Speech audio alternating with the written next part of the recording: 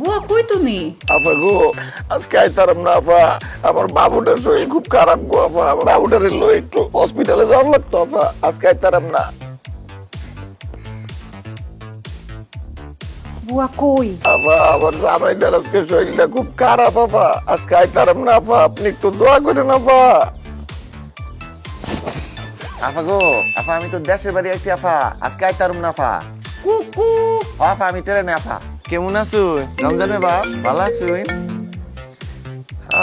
আফা গো, আজকে তো আইতারুম না আফা।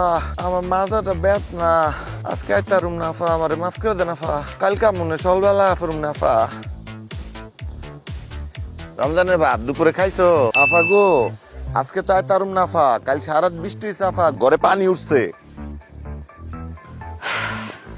আজকে আমার বুয়া 4 নাম্বার প্রবলেম, কিন্তু আমার কিচেন কি সেটা বুঝবে?